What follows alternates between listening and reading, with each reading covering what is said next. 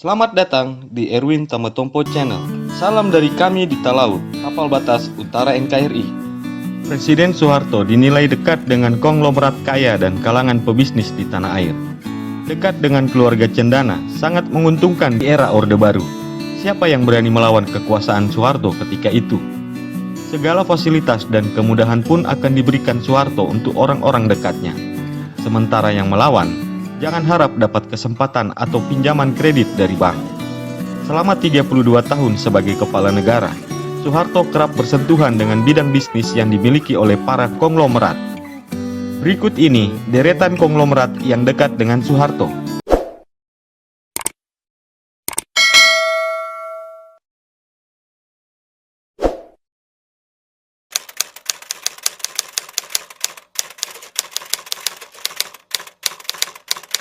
Sudono Salim, atau yang lebih dikenal dengan nama Lim Sio Leong, lahir di Fuking, Tiongkok, tanggal 19 Juli 1916.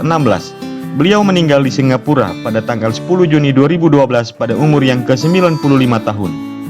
Lim Sio Leong merupakan pendiri dari Salim Group.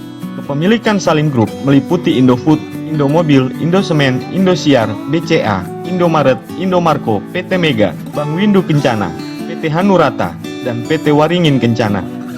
Selain itu, bersama-sama dengan Juhar Sutanto, Suji Katmono, dan Ibrahim Rizat, atau yang lebih dikenal dengan The Gang of Four, mendirikan sebuah perusahaan tepung terigu terbesar di Indonesia, yaitu PT Bogasari Flour Mills. Lim Sio Leong mendapatkan kepercayaan dari Soeharto untuk memasok kebutuhan tentara. Kedekatan Lim Sio Leong dengan Soeharto berjalan seiring dengan perkembangan bisnisnya. Kiprahnya menanjak di dekade tahun 1960-an. Saat itu, Lim Sio Leong mendapatkan peluang bisnis besar menjadi supplier cingke. Dekade berikutnya, ekspansi bisnis Lim Sio Leong menjadi semakin luas. Lim Sio Leong pernah menjadi salah satu konglomerat terkaya di Indonesia.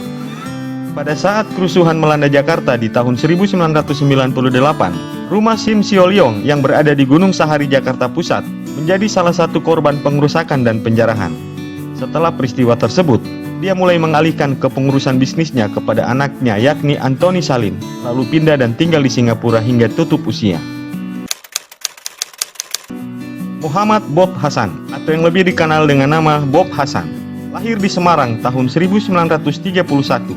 Beliau adalah seorang pengusaha dan pernah menjabat sebagai Menteri Perindustrian dan Perdagangan Indonesia pada Kabinet Pembangunan Jilid ke-7. Bob Hasan sendiri sejak kecil diasuh sebagai anak oleh Jenderal Gatot Subroto.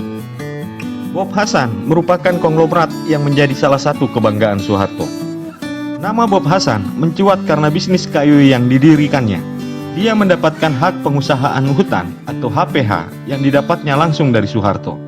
Karirnya berakhir setelah reformasi menumbangkan Soeharto. Bob Hasan pun sempat dimejau-hijaukan karena korupsi jutaan dolar. Sampai saat ini, Bob Hasan menjabat sebagai Ketua PASI atau Persatuan Atletik Seluruh Indonesia, dan sebagai Honorary Life Council Member International Association of Athletic Federation. Beliau juga adalah pendiri Media Gatra dan pernah mendapatkan penghargaan prestisius yakni Kalpataru pada tahun 1997.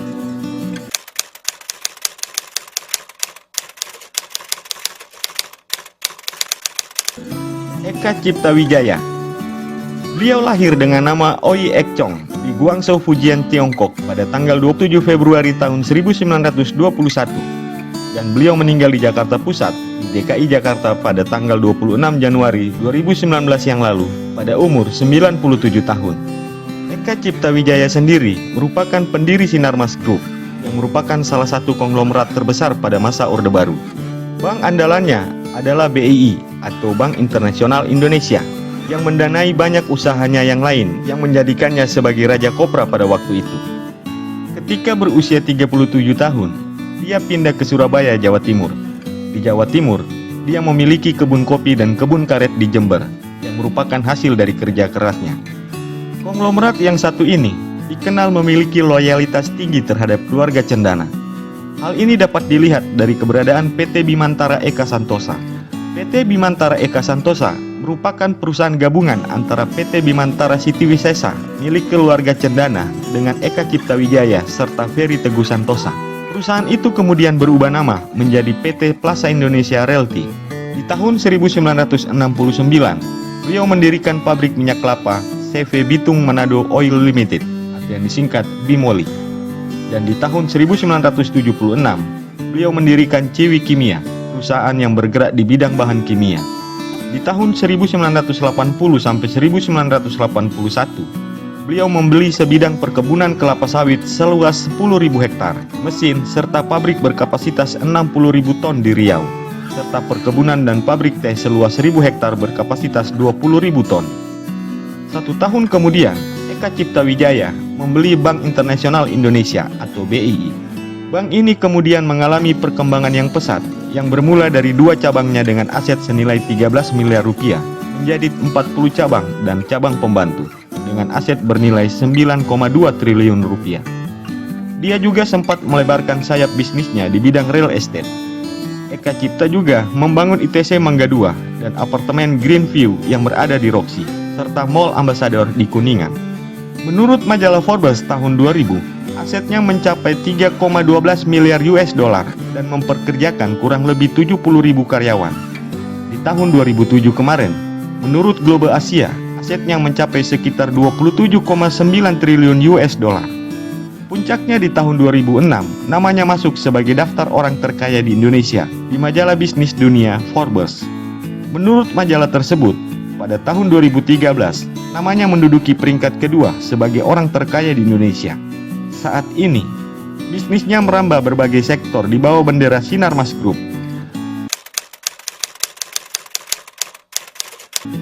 Prayogo Pangestu. Prayogo Pangestu lahir di Kebumen tahun 1944.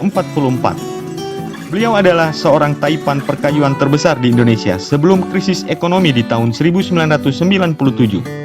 Bisnisnya berawal di akhir tahun 70-an lewat grup Jayanti Timber Group dan membentuk Barito Pacific. Operasi pemotongan kayunya sekarang jauh lebih kecil dari sebelumnya, tetapi kekayaannya masih tertimbun di Tripolita Indonesia Tbk, yakni produsen polipropilen terbesar di Indonesia. Beliau juga melakukan kongsi dengan Kartini Mulyadi. Prayogo Pangestu merupakan teman Soeharto untuk bermain golf dan sering membawakan perangkat golf Presiden Soeharto. Prayogo Pangestu memiliki hutang budi kepada Soeharto karena perusahaan miliknya PT Barito Pacific Lumber semakin berkembang setelah kenal dengan Presiden Republik Indonesia yang kedua itu. Itulah 4 konglomerat yang dekat dengan Soeharto dan masuk dalam jajaran orang terkaya di Indonesia. Semoga tayangan ini bermanfaat dan dapat menambah wawasanmu ya guys. Terima kasih telah menonton channel ini. Jangan lupa like dan share. Tonton pula ulasan profil dan fakta tokoh-tokoh politik dan pejabat negara lainnya. Jangan lupa subscribe dan tinggalkan tanggapanmu di kolom komentar. Sampai jumpa di video-video kami selanjutnya.